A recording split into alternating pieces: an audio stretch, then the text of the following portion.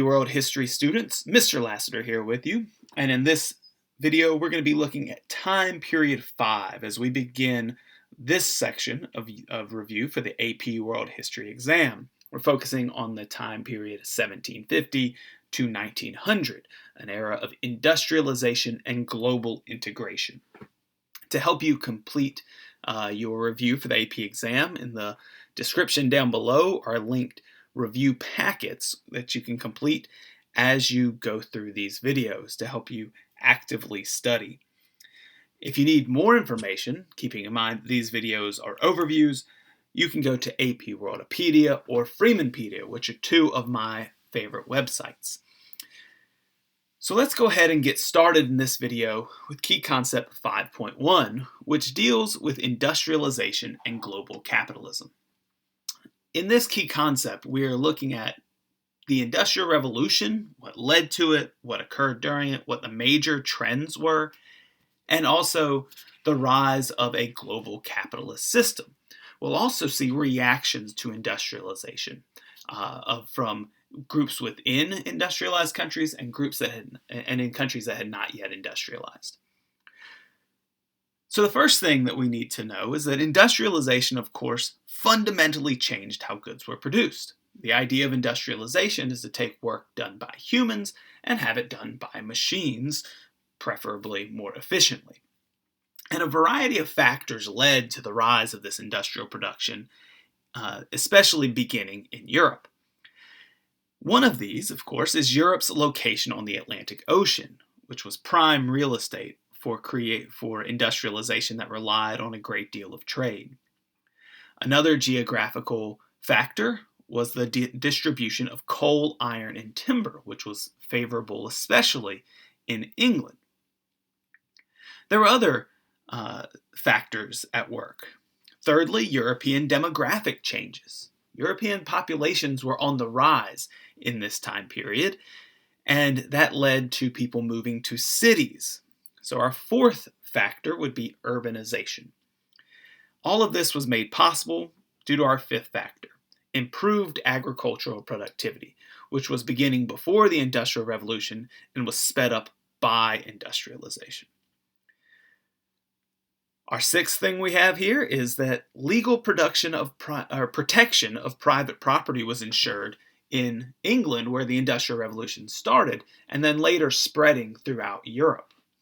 We can think about the protection of private property being important in places like the early United States or in France after the French Revolution. Seventh, the abundance of rivers and canals that we see in Europe, you can see that on one of the maps here, allows goods to move very easily, which is important for industrialization. Eighth, an access to foreign resources, which will become extremely important with imperialism in this time period. And lastly, the accumulation of capital, the idea that this accumulation of wealth can then be reinvested back into industrial production. Now, the Industrial Revolution saw the development, of course, of new machines. This included the steam engines and the internal combustion engine, which made it possible to exploit vast new resources of energy, which were stored in fossil fuels, specifically coal and oil. These fossil fuels, as we called them, greatly increase energy available to human societies as we learn to take this trapped energy source and burn it and turn it into physical or kinetic energy that we could use to power our locomotives or pump water out of coal mines or power our spinning machines in large factories. And because we could harness this energy, we see the development of a factory system, which concentrated labor in a single location, usually in cities, and led to an increased degree of labor specialization. So these machines can do the work of many people, and then you could put lots of machines in one location to vastly increase your efficiency. This was what industrialization did. Of course, new methods of industrial production became more common in parts of Northern Europe, especially Northwestern. Remember that the Industrial Revolution begins in Britain and then will spread to other parts of Europe. It also spreads eventually to the United States, Russia, and Japan, although that spread could be quite slow, keeping in mind that industrialization begins somewhere around 1750 in Great Britain and will, as you can see by the map here, really not reach Russia until about the 1880s. So Britain will have quite the head start on the rest of Europe and the world. Of course, this Industrial Revolution really takes place in two waves. We usually consider it the first Industrial Revolution really starting in Britain, being powered by coal and iron. And then we have a second Industrial Revolution beginning about 1850. And this led to new productions of things like steel through the Bessemer process, the production of chemicals, which will greatly help with farming and the production of other specific manufactured goods. And then we also see the use of electricity. Additionally, we see precision machinery developed during the second half of the 19th century, which really increases the quality of goods being produced. All of these things came to characterize this new industrialization. I know that's a lot, but keep in mind the general trends that we're seeing here and the examples of these trends, rather than feel like you have to memorize individual people and dates associated with the Industrial Revolution. As industrialization developed, we see new patterns of global trade and production. Those will further integrate the global economy. Keep in mind that this whole unit we refer to as industrialization and global integration. Industrialists sought raw materials and new markets for the increasing amount of goods they were producing in their factories. And that's an important concept to keep in mind as Europeans or European or even American industrialists start to look outward. It's not just to gobble up all of the resources around the world, but it is to have places to sell their goods. And the need for raw materials for the factories, of course, is extremely important. There are also needs, for example, to feed urban centers. Remember, in urban areas, those people are not out on farms producing food for themselves. So we see the develop of of export economies around the world that do specialize in the production of these natural resources. The profits, though, from these raw materials are then used to buy back the very finished products or finished goods that were being produced in these European countries. Some of the natural resources that you see here that are important for this are things like cotton, rubber, palm oil, sugar, wheat, different types of meat, guano, which was bird and bat excrement, which was extremely high in nitrogen, and then could be brought back to European farms and used for fertilizer to produce greater amounts of food, agricultural or create agricultural surpluses. And then lastly, metals.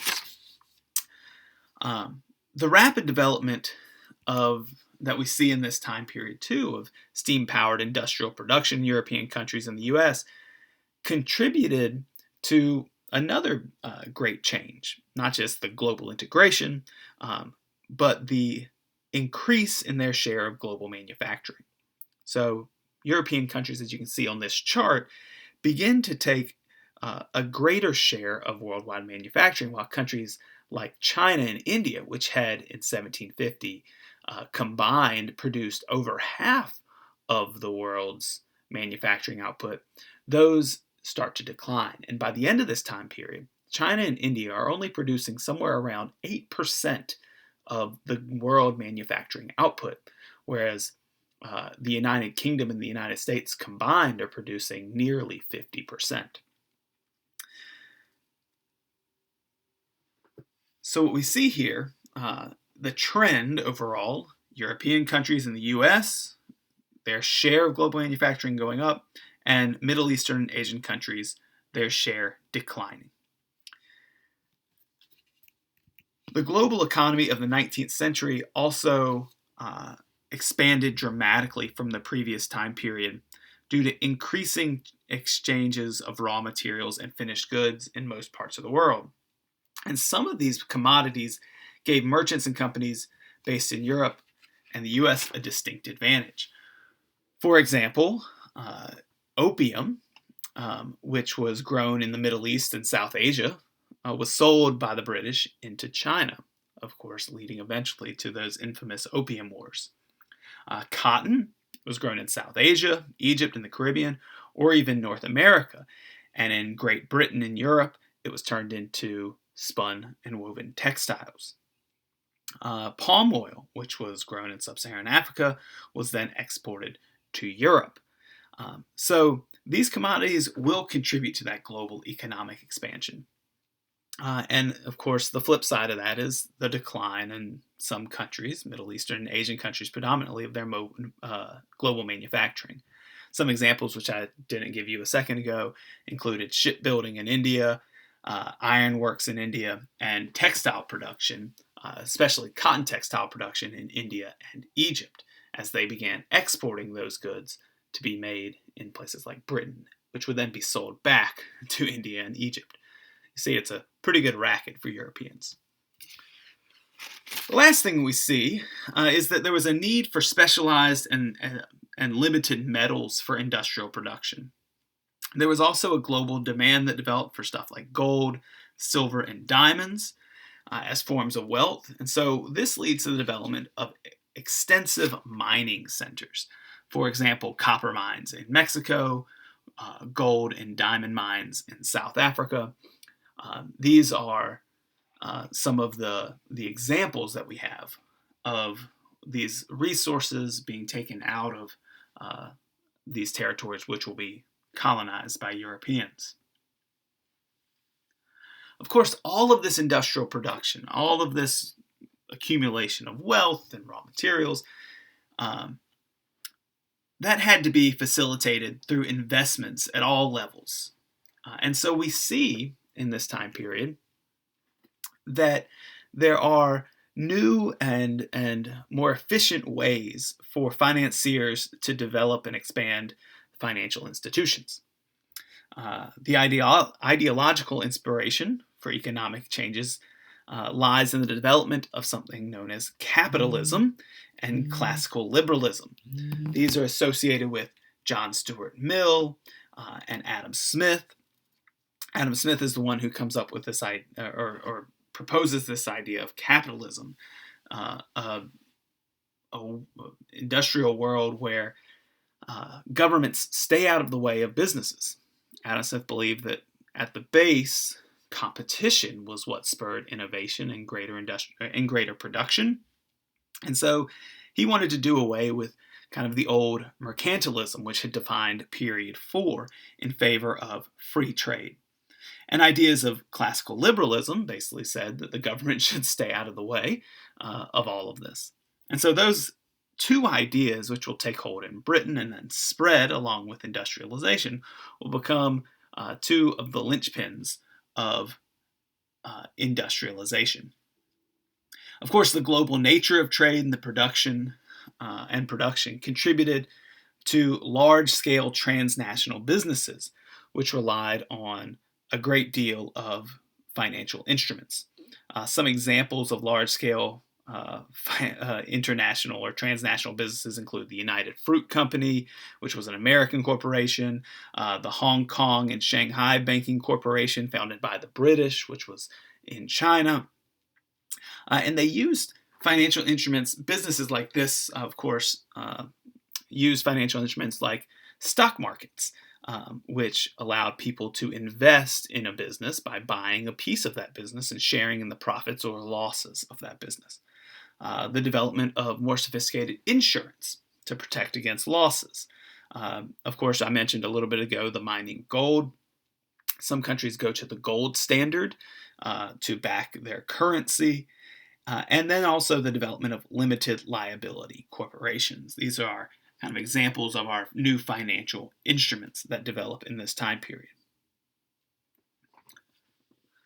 Another trend that we see with industrialization is rapid developments in transportation and communication.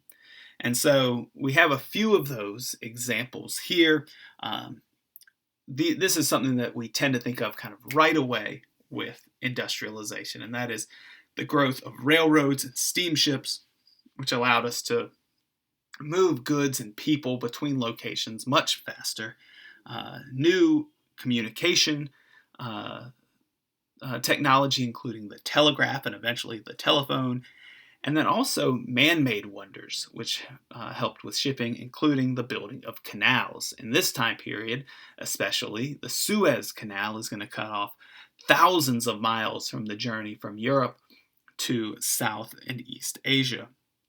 Of course, right at the end of this time period, and at the beginning of the next, we will see the United States planning a canal that will cut off thousands of miles from a trip around South America. And that will be the Panama Canal. But there were others, of course, in this time period too. For example, in the U.S. in the Northeast, the Erie Canal, which allowed the connection of the Great Lakes to the Hudson River in New York, and then eventually the Atlantic Ocean. The development and spread of global capitalism, while I've been talking about it like it had no problems seemingly, is that it did lead to a variety of responses. Not everyone appreciated this new world in which we lived. In industrialized states, many workers organized themselves into unions. These unions tried to improve working conditions. They wanted to limit hours that were required to be worked, and they wanted to gain higher wages. Those major goals of unions were achieved, though, over a long period of time. In some cases, unions were frowned upon. They were in secret. They were suppressed by the government for quite some time before eventually gaining more power and being able to achieve their goals. And of course, others, instead of working within the system to change some of the conditions of this new industrialized global capitalism, they sought alternate visions of societies. And our two great examples of these from this time period are Utopian Socialism and Marxism. Utopian Socialism, which was championed by people like Robert Owens and Charles Fourier, sought a new way to organize industry and have the workers themselves actually own the means of production. This was seen in New Lanark. It was also seen in these kind of utopian societies, which were named in some ways by their critics as being an ideal version of society. And in short term, they had some successes, but in the long term, did not succeed. Marxism, of course, probably more famous because of this book that you see here, the Communist Manifesto, written by Marx and Engels. It sought an alternate version of society in which the proletariat, or the working masses, would rise up and overthrow the bourgeoisie, or those who own the means of production. And they would seize the means of production themselves and institute a society that was ultimately classless, meaning everyone shared equally in the production of that society. There were other alternate versions of society. For example, anarchism comes out of this time period. And so not everyone really bought in to what industrialization was creating.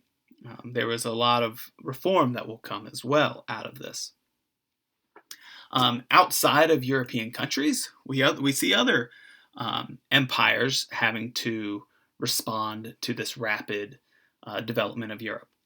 In the Qing Empire of China and in the Ottoman Empire, some members of government resisted economic change and attempted to maintain pre-industrial forms of economic production, while other members of these governments, they wanted to reform their imperial policies to allow their countries to, quote-unquote, catch up to the rest of Europe. And there are two really good examples of this. In the Ottoman Empire, we have Tanzimat reform, which was a reform in the 19th century. It established civil law, reducing the power of religious elites. It increased the efficiency of the military and bureaucracy, and they instituted new Western-style forms of education. In China, this looked quite different. In the 1860s and 70s, about 2 decades after the Opium Wars, China sought to self-strengthen. They wanted to incorporate Western learning and industry, but they sought to maintain their Confucian values and to strengthen themselves kind of on their own terms. This was initially aimed at improving the Chinese military, and it was not totally successful. In a small number of states, we see that governments promoted their own state-sponsored visions of industrialization. So some examples of this we see are in Meiji Japan, which you see pictured there on the left, where the government of Japan, when faced with the option to modernize or be forced to trade with the Western world, they chose modernization, and their economic reforms promoted rapid industrial growth in their country. That was pushed by the government. In Tsarist Russia, the development of new factories and the building of railroads, including the Trans-Siberian Railroad, again was state-sponsored. Even in Egypt, in Muhammad Ali's Egypt, the development of a cotton textile industry was pushed by the government in order to have some degree of industrialization. Of course, these state-sponsored visions of industrialization had a great variety of successes.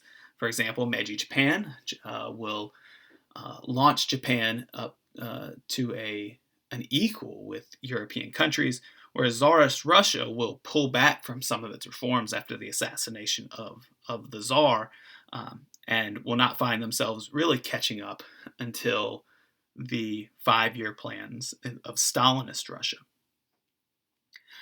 Of course, in some places there were many, as I've explained a little, many criticisms of industrial global capitalism, whether it was people in poverty or cities in squalor. Some governments, though, mitigated the negative effects of industrial capitalism by promoting various reforms. And some examples of these are seen here. For example, in Germany, the passing of state pensions and public health, really creating the first welfare state under the German government, led mostly by Otto von Bismarck, allowed Germany to meet the needs of its people. Britain eventually expands suffrage, incorporating more people into the political spectrum of government. And then other countries saw educational reform. And in some cases, like in the United States, we even see urban reforms, new sanitation or sanitary reforms being pushed by governments. So these reforms were political, social, educational, urban reforms, all aimed at mitigating the negative effects of industrial capitalism. And the last thing for this key concept, we see that the ways in which people organize themselves in society is going to change as a result of the fundamental restructuring of the global economy. Firstly, we see that new social classes, including the middle class and the industrial working class, develop.